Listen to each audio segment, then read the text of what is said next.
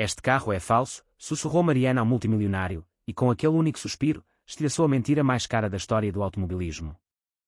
O leilão de carros clássicos no Douro deveria ser o local onde os sonhos se tornavam realidade, onde máquinas de milhões de euros encontravam um novo lar entre os ultra-ricos. Contudo, de pé à sombra de um reluzente Ferrari 250 testa-roça de 1957, Mariana Silva, de apenas 16 anos, sentiu os seus dedos calejados de detarem o que 200 dos colecionadores mais abastados do mundo não conseguiam ver. A casa de leilões, uma antiga adega magnificamente convertida com vista para as encostas vinheteiras, fervilhava com o tipo de energia que apenas quantias obscenas de dinheiro podiam gerar. Homens com fatos de milhares de euros sussurravam ao telefone com a arrogância despreocupada de quem compra ilhas como outros compram café. Mulheres cobertas de joias que valiam mais que a maioria das quintas das pessoas deslizavam entre os carros em exposição, os seus saltos altos a ecoar contra o mármore polido que refletia mais riqueza do que todo o bairro de Mariana alguma vez vira. Mariana não pertencia àquele lugar. Ela sabia-o e, pior, todos os outros também o sabiam. A camisa de trabalho manchada de óleo do seu pai e as suas próprias calças de ganga de segunda mão marcavam-nos como forasteiros naquele templo de adoração automobilística. Rui Silva construíra a sua reputação ao longo de 30 anos de trabalho honesto, transformando metal enferrujado em motores roncantes na sua pequena oficina no anexo na aldeia de Melides. Quando a Rochinha Leilões ligou, desesperada por alguém que pudesse verificar a autenticidade da sua joia da coroa, um Ferrari, aceitaram relutantemente a sua experiência, deixando bem claro que a sua filha adolescente era um fardo indesejado. Fica calada, minha filha, sussurrou-lhe o pai ao entrarem na imaculada sala de exposições. Esta gente não nos vê como iguais. Estamos aqui para fazer um trabalho e ir embora. Mas Mariana herdara mais do que o gênio mecânico do seu pai. Herdara a sua incapacidade de permanecer em silêncio quando algo não estava certo. O seu avô, António Silva, o mestre Silva, fora uma lenda no mundo das corridas clandestinas do Alentejo dos anos 60, um homem capaz de detectar um motor adulterado do outro lado de um parque de estacionamento. O metal não mente, pequena, costumava dizer-lhe antes de o cancro levar. Conta histórias a quem sabe escutar. Agora, enquanto os seus dedos percorriam a carroceria supostamente original do Ferrari, o metal gritava uma história de engano. A pintura não parecia autêntica, era demasiado perfeita, carecia das subtis imperfeições que acompanham o envelhecimento genuíno. Os rebites eram precisos como os de uma máquina, quando deveriam ter sido martelados à mão. O mais condenatório de tudo era que os números de série tinham sido alterados por especialistas, mas não o suficiente para enganar alguém que passara a vida a aprender a ler a linguagem secreta do aço e do crômio. Ao lado do carro estava Paulo Faria, o magnata da tecnologia multimilionário cujo império fora construído sobre os ossos de pequenas empresas que ele esmagara sem piedade. O seu cabelo prateado estava perfeitamente penteado. O seu sorriso era tão polido como os carros que o rodeavam, e a sua reputação de conseguir o que queria era lendária. Naquela noite, ele queria aquele Ferrari e estava disposto a pagar 12 milhões de euros pelo privilégio de possuir o que ele considerava a realeza automobilística. É uma máquina preciosa, não é? Dissera Faria ao reparar que Mariana a inspecionava. O seu tom transmitia o calor condescendente que os adultos reservam para as crianças que consideram invisíveis. Ando há 15 anos à procura deste carro em particular. Vai ser a peça central da minha coleção. Os seus olhos refletiam a satisfação de um homem a quem nunca tinham dito que não, cujo julgamento nunca fora questionado por ninguém importante. Foi então que Mariana se inclinou para ele, com uma voz mal audível por cima do murmúrio da sala de leilões, e proferiu as palavras que mudariam tudo. O rosto de Faria paralisou. O seu sorriso ensaiado desvaneceu-se quando a acusação dela o atingiu como um golpe físico. À sua volta, o leilão continuava com a sua elegante dança de riqueza e desejo, sem se dar conta de que uma adolescente com roupa de segunda mão acabara de desmascarar a maior fraude da história dos carros clássicos. A reação de Paulo Faria não foi a que Mariana esperava. Em vez de raiva ou negação, o seu rosto transformou-se em algo muito mais perigoso, interesse calculista. Os seus olhos azuis pálidos, que momentos antes a tinham descartado como irrelevante, agora estudavam-na com a intensidade de um predador a avaliar uma presa inesperada. A mudança foi tão súbita e completa que Mariana sentiu a sua confiança vacilar pela primeira vez desde que tocara no metal fraudulento do Ferrari. Essa é uma acusação bastante grave, menina, disse Faria, baixando a voz para um sussurro que de alguma forma soava mais ameaçador do que qualquer grito. Tem noção do que está a sugerir? À sua volta, a casa de leilões continuava o seu elaborado teatro de riqueza, mas Faria criara uma bolha invisível de tensão que parecia separá-los do caos resplandecente. Está a afirmar que a Rochinha Leilões, a mais prestigiada casa de leilões de automóveis clássicos em Portugal, foi enganada por uma falsificação. Que 200 colecionadores especialistas, incluindo eu, foram enganados pela filha de um mecânico de 16 anos de Melides. A forma como ele disse, filha de um mecânico, fazia-o soar como uma doença. Mariana sentiu a familiar queimadura do preconceito de classe, o mesmo tom que ouvira dos orientadores vocacionais que assumiam que ela nunca chegaria à universidade, dos lojistas que a seguiam pelas lojas, em 1000 pequenos cortes que lhe lembravam diariamente que o seu código postal definia o seu valor no tácito sistema de castas em Portugal. Mas Faria não terminara a sua dissecação psicológica. Gastei mais dinheiro em restauros de carros do que a sua família verá em 10 vidas, continuou ele, aproximando-se até ela poder sentir o cheiro da sua colónia cara misturada com o aroma de cor e dinheiro antigo. Consultei os próprios historiadores da Ferrari em Maranello. Mandei examinar este carro por 3 peritos independentes.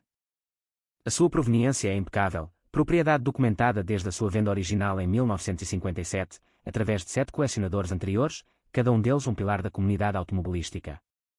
O que Mariana ainda não conseguia ver era o jogo mais profundo que Faria estava a jogar. Paulo Faria não construíra um império tecnológico avaliado em 40 mil milhões de euros aceitando desafios à sua autoridade, especialmente de adolescentes que lhe lembravam desconfortavelmente as suas próprias origens humildes. Nascido Paulo Farias num subúrbio industrial do Porto, ele saíra da obscuridade da classe trabalhadora, aprendendo uma verdade fundamental: a percepção era mais valiosa do que a realidade, e manter essa percepção exigia esmagar qualquer um que ameaçasse expor as contradições. O Ferrari não era apenas um carro para Faria, era um símbolo da sua transformação de filho de um operário automóvel despedido para um homem que podia comprar a realeza automobilística. E, mais importante, era a peça central de um plano muito maior. Faria andava discretamente a monopolizar o mercado de Ferraris raros, inflando artificialmente o seu valor através de leilões cuidadosamente orquestrados e cobertura mediática estratégica. O seu plano era chocantemente simples: criar uma bolha no mercado de carros clássicos e depois vender a descoberto as suas próprias posições quando a bolha rebentasse, ganhando milhares de milhões com o colapso de um mercado que ele próprio manipulara por dentro. Parece nervosa, observou Faria, notando que as mãos de Mariana tinham começado a tremer. Talvez queira reconsiderar a sua declaração. Erros acontecem quando saímos da nossa área. Estou disposto a ser compreensivo com este mal-entendido. O seu tom transmitia o falso calor de um agiota a oferecer uma extensão de pagamento. Mariana reconheceu a manipulação pelo que era, uma tentativa de a fazer duvidar da sua própria experiência, de a convencer de que a sua origem operária a desqualificava para desafiar a sua autoridade. Mas Faria cometera um erro crucial na sua guerra psicológica. Assumira que o tremor de Mariana era medo, quando na realidade era raiva. O tom condescendente, o desprezo casual pela experiência da sua família, a suposição de que pobreza equivalia à ignorância, cada palavra avivara um fogo que se acumulara ao longo de toda a sua vida. Já não se tratava apenas de um Ferrari falso, tratava-se de todas as vezes que alguém olhara para as mãos calejadas do seu pai e decidira que a sua opinião não importava. Todas as vezes que alguém falara mais devagar ao ouvir o seu apelido. Todas as vezes que o sistema tentara convencê-la de que o seu lugar era ficar calada e grata pelas migalhas que os poderosos decidiam atirar-lhe. Rui Silva, que observava a conversa do outro lado da sala enquanto fingia examinar um Jaguar E-Type, começou a aproximar-se. Ele conseguia ler a linguagem corporal da sua filha como um livro aberto e sabia que aquela postura específica dos ombros dela significava que alguém estava prestes a aprender porque é que a família Silva sobrevivera 3 gerações num negócio que comia os fracos vivos. Mariana não estava a recuar, estava a preparar-se para uma luta que exporia não apenas um Ferrari falso, mas todo um sistema construído sobre a premissa de que o dinheiro podia comprar a verdade. A mente de Mariana acelerou enquanto as táticas de intimidação de Faria a inundavam como ruído de fundo. Enquanto ele perorava sobre as suas credenciais e ligações, ela catalogava mentalmente cada detalhe que provava a natureza fraudulenta do Ferrari. A voz do seu avô ecoava na sua memória: quando os ricos tentam silenciar-te, pequena, é porque sabem que tens razão. O que Faria não sabia era que Mariana tinha estado a documentar tudo desde o momento em que tocara no carro. O seu telemóvel, discretamente colocado no bolso do casaco, gravara toda a conversa. E, mais importante, ela tirara fotos detalhadas das inconsistências no número de série, das irregularidades na pintura e dos sinais reveladores de fabrico moderno disfarçado de artesanato vintage. Está muito calada agora, disse Faria, confundindo o seu silêncio estratégico com capitulação. Fico contente por estar a começar a compreender a gravidade de fazer acusações infundadas contra os seus superiores. A palavra superiores atingiu Mariana como uma bufetada, e ela teve de morder a língua para não explodir. Do outro lado da sala de exposições, Rui Silva estava a ter a sua própria revelação. Estava a examinar um Corvette de 1963 supostamente restaurado quando algo chamou a atenção do seu olho perito. Os números de fundição no bloco do motor não correspondiam à data de produção documentada do carro. Depois, notou outra inconsistência num Shelby Cobra próximo, e outra num Porsche 911. Um arrepio percorreu-lhe a espinha quando o padrão se tornou evidente. Não se tratava de um único Ferrari falso, tratava-se de uma fraude sistemática em escala industrial. Entretanto, Mariana executava um plano que teria deixado o seu avô orgulhoso. Enquanto fingia encolher-se perante os insultos de Faria, estava na verdade a enviar uma mensagem de texto cuidadosamente redigida à sua melhor amiga, Beatriz Correia, que trabalhava em part-time na estação de notícias local. Contacta o Pedro Santos, o repórter de investigação da TVI Notícias. Diz-lhe que a Mariana Silva tem uma história que vai abalar o mundo dos carros clássicos. A resposta de Beatriz foi imediata: o Santos está intrigado. Estará aí em 20 minutos com uma equipa de filmagem. A beleza da estratégia de Mariana residia na sua simplicidade. Faria podia intimidar uma adolescente e o seu pai, mas não podia silenciar uma equipa de notícias a transmitir em direto para milhões de espectadores. O leilão de carros clássicos atraía a atenção dos média precisamente pelas somas astronómicas envolvidas. A TVI Notícias planeara fazer uma reportagem superficial sobre milionários e os seus brinquedos caros. Em vez disso, estavam prestes a obter o escândalo automobilístico da década. Acho que terminamos, disse Faria com uma voz que transmitia a firmeza de um juiz a proferir uma sentença. Sugiro que você e o seu pai cobrem os vossos honorários e se vão embora antes de se envergonharem ainda mais. Ele virou-se para sair, confiante de que intimidara com sucesso uma família da classe trabalhadora até à submissão. Mas Faria cometera o erro fatal de subestimar a rede de apoio de Mariana. Não se tratava apenas de uma rapariga contra um multimilionário, era uma família e uma comunidade que lutavam contra sistemas de opressão há gerações. Quando Faria começou a afastar-se, Mariana gritou, alto o suficiente para os colecionadores próximos ouvirem: Senhor Faria, antes de gastar 12 milhões de euros, não quer saber porque é que os números de série desse Ferrari foram alterados com tecnologia de gravação a laser que não foi inventada até 1995. A confiança na sua voz atravessou o murmúrio da casa de leilões como uma espada. Várias cabeças viraram-se, incluindo a da renomada jornalista automobilística Carla Antunes, cuja denúncia sobre Porsches falsificados enviara 2 concessionários para a prisão federal. A armadilha estava montada. Faria podia continuar a andar e parecer culpado, ou podia virar-se e enfrentar um desafio público à sua autoridade por parte de alguém que acabara de descartar como irrelevante. O que Faria não sabia era que o seu império de mentiras cuidadosamente construído estava prestes a ruir, não por causa de investigadores federais ou multimilionários rivais, mas por causa de uma jovem de 16 anos que aprendera que a integridade era a única coisa que o dinheiro não podia comprar e o poder não podia corromper. Paulo Faria paralisou a meio do passo, como um homem que acaba de pisar uma mina terrestre. O comentário sobre a gravação a laser atingira o alvo com precisão cirúrgica, e Mariana pôde ver o momento exato em que a sua fachada de confiança se quebrou. À sua volta, o murmúrio refinado da casa de leilões começou a transformar-se em algo mais predatório, à medida que os colecionadores próximos sentiam um cheiro a sangue na água. Isso é impossível, disse Faria, virando-se com um sorriso tão forçado que parecia preso com arame. Gravação a laser em 1995. Menina, está claramente confusa sobre as técnicas de restauro automóvel. Mas a sua voz continha um tremor que traía as suas palavras. Foi então que Pedro Santos irrompeu pela casa de leilões com a sua equipa de filmagem, cujos equipamentos atraíram os olhares da elite ali reunida. Santos era um repórter tenaz que construíra a sua reputação a denunciar a corrupção. E a mensagem de Beatriz sobre uma mecânica adolescente a derrotar um multimilionário intrigara o suficiente para abandonar os seus planos para o jantar. Senhor Faria, gritou Santos com uma voz que atravessou a casa de leilões como uma motosserra a atravessar seda. Pedro Santos, TVI Notícias. Estamos a investigar alegações de fraude sistemática no leilão desta noite. Importa-se de comentar as alegações de que vários veículos aqui presentes contêm documentação falsificada. O efeito foi instantâneo e devastador. O rosto de Faria passou de um desprezo confiante para um pânico mal controlado. Os outros colecionadores, que momentos antes estavam dispostos a licitar milhões, de repente questionaram-se se estavam prestes a tornar-se cúmplices de uma fraude. Com as câmaras a gravar e a atenção do público fixa no drama que se desenrolava, Mariana deu um passo à frente com a confiança de alguém que herdara 3 gerações de experiência mecânica. O número de série deste Ferrari foi alterado usando tecnologia que não existia quando este carro foi fabricado, anunciou ela.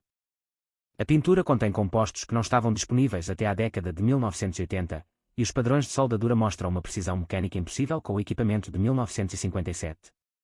Faria cometeu então o seu erro fatal, optando pelo ataque em vez da retirada. Isto é ridículo, rosnou ele, perdendo completamente a sua compostura de multimilionário. Não vou receber lições sobre a autenticidade de automóveis da filha de um mecânico que provavelmente aprendeu tudo o que sabe em vídeos do YouTube. O insulto classista pairou no ar como um gás venenoso, e Mariana pôde ver vários colecionadores recuarem perante o preconceito evidente na sua voz. O que Faria não sabia era que o seu desabafo acabara de ser transmitido em direto para 3 milhões de espectadores, e as redes sociais já estavam a explodir com clipes de um multimilionário a atacar uma adolescente. Rui Silva deu um passo à frente, a sua dignidade tranquila em forte contraste com o colapso de Faria. Senhor Faria, disse ele, com o seu sotaque que transmitia a autoridade de 30 anos em restauro automóvel. A minha filha tem razão, mas há mais que precisa de saber. Ele pegou no seu telemóvel e mostrou as fotografias que tirara. Não se trata apenas de um Ferrari. Conto pelo menos 12 veículos neste leilão com irregularidades semelhantes. Isto parece ser uma fraude organizada em escala industrial. A casa de leilões mergulhou no caos quando os colecionadores começaram a exigir inspeções imediatas. A equipa de filmagem de Santos capturou cada momento enquanto o mundo cuidadosamente construído de Faria começava a desmoronar-se à sua volta. O multimilionário, que passara décadas a construir um império baseado numa percepção fabricada, via-o a ruir em tempo real, derrubado por dois mecânicos demolidos. Não tem noção do que fez, cuspiu Faria para Mariana, deixando finalmente cair a máscara por completo. Vou destruir a sua família. Vou garantir que o seu pai nunca mais trabalhe nesta cidade. E vai fazer o quê? Interrompeu Mariana, a sua voz firme como granito. Processar-nos por dizermos a verdade. Ameaçar-nos por expormos a fraude. Força, senhor Faria. Toda a gente está a ver agora. E, de facto, estava. A transmissão em direto de Santos tornara-se viral, com milhões de pessoas a assistir a uma adolescente da classe trabalhadora a enfrentar um multimilionário que acabara de revelar a sua verdadeira natureza perante as câmaras. O que nenhum deles sabia ainda era que a fraude automobilística de Faria era apenas a ponta do iceberg que afundaria todo o seu império, e que Mariana Silva estava prestes a tornar-se a adolescente mais famosa de Portugal. As consequências foram rápidas e impiedosas. Poucas horas depois de a emissão de Santos se tornar viral, investigadores federais invadiram a sede da Faria Technologies, enquanto contabilistas forenses começavam a desvendar o que ficaria conhecido como a maior fraude automobilística da história de Portugal. A hashtag Dinheiro Não Compra Verdade tornou-se um grito de guerra para os portugueses da classe trabalhadora que viam multimilionários escapar às consequências há décadas. E a imagem de Mariana, de pé, desafiadora, em frente a um Ferrari falso enquanto um multimilionário se desmoronava atrás dela, tornou-se a fotografia definidora da luta de uma geração contra a corrupção institucional. O império de Faria desmoronou-se como um castelo de cartas num furacão. A investigação da Polícia Judiciária revelou que a sua fraude automobilística era apenas um dos tentáculos de um enorme polvo financeiro que incluía manipulação de mercado de ações, evasão fiscal e esquemas de suborno que remontavam a décadas. A mesma arrogância que o levara a descartar a experiência de uma mecânica adolescente também o tornara descuidado a apagar as suas impressões digitais. As suas comunicações encriptadas, detalhando planos para manipular os mercados de carros clássicos enquanto apostava contra os seus próprios investimentos, tornaram-se provas federais que o enviariam para a prisão por 37 anos. Mas a verdadeira vindicação chegou quando a própria equipa de autenticação da Ferrari voou de Maranello para examinar o carro em disputa. O mestre artesão Manuel Costa, que restaurava Ferraris desde a década de 1960, olhou para as provas de Mariana e declarou a falsificação automobilística mais sofisticada que alguma vez vira. A análise da pintura de dióxido de titânio teria sido suficiente para descobrir a fraude, mas a descoberta da gravação a laser por Mariana revelara técnicas de fabrico que só existiriam 40 anos após a suposta data de criação do carro. A transformação da família Silva foi igualmente dramática. A experiência de Rui, subitamente reivindicada a nível nacional, levou a contratos de consultoria com grandes casas de leilões desesperadas por evitar os seus próprios escândalos de fraude. Mariana viu-se a receber ofertas de bolsas de estudo do Instituto Superior Técnico, da Faculdade de Engenharia do Porto e da Universidade de Coimbra, universidades que nunca tinham recrutado alunos do seu liceu do bairro de Melides que carecia de fundos. Mais importante, ela provara que a integridade e a experiência podiam triunfar sobre a riqueza e a influência quando se tinha a coragem e a plataforma certas. O efeito cascata estendeu-se muito para além da história de sucesso de uma família. A exposição de Faria desencadeou uma investigação exaustiva sobre a fraude em leilões de luxo que revelou uma corrupção que se estendia do Douro ao Mónaco. Dezenas de colecionadores milionários descobriram que tinham pago fortunas por falsificações elaboradas, enquanto os peritos da classe trabalhadora, que tinham sido ignorados e marginalizados durante décadas, viram-se subitamente muito procurados, à medida que a indústria tentava desesperadamente reconstruir a sua credibilidade. 6 meses depois, Mariana compareceu perante uma comissão parlamentar que investigava a fraude financeira nos mercados de luxo, e o seu testemunho foi transmitido em direto para milhões de portugueses ávidos por responsabilização.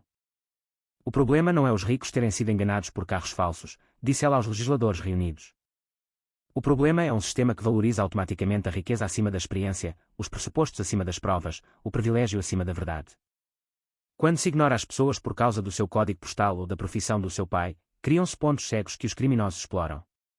As suas palavras desencadearam um debate nacional sobre o preconceito de classe nos testemunhos de peritos, levando à criação de novas diretrizes que exigiam que os processos de autenticação incluíssem perspectivas diversas, independentemente da origem social do avaliador. O protocolo de autenticação Mariana Silva tornou-se o padrão de ouro para a verificação de artigos de luxo, garantindo que a experiência fosse valorizada acima do pedigree na determinação da autenticidade. O próprio Faria tornou-se um símbolo das consequências dos crimes de colarinho branco, e a sua queda de multimilionário recluso número 47291-019 serviu de aviso a outros que acreditavam que a sua riqueza os tornava intocáveis. Durante a sua sentença, foi forçado a ouvir a leitura em voz alta da declaração de impacto da vítima de Mariana, o Sr. Faria pensou que me podia silenciar porque sou jovem, porque sou mulher, porque a minha família trabalha com as mãos em vez de mover dinheiro em computadores.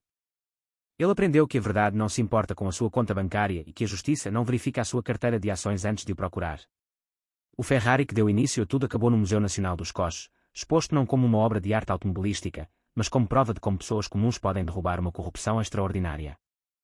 A placa por baixo dizia, desmascarado por Mariana Silva, 16 anos, provando que a integridade é a moeda mais valiosa em qualquer sociedade. Hoje, Mariana estuda engenharia mecânica no Instituto Superior Técnico com uma bolsa de estudos completa, enquanto o seu pai dirige a Silva Autenticação Automóvel, o serviço de verificação mais fiável do país. A sua história tornou-se a prova de que, em Portugal, quando o sistema funciona corretamente, uma adolescente com as mãos calejadas e um coração honesto ainda pode derrubar um multimilionário cuja única experiência era comprar a sua saída das consequências. A lição ressoou muito para além do mundo automóvel. Numa sociedade construída sobre a premissa de que o dinheiro é sinónimo de verdade, por vezes é preciso alguém que não tenha nada a perder para provar que o Ferrari do imperador, tal como as suas roupas, não passava de uma dispendiosa ilusão.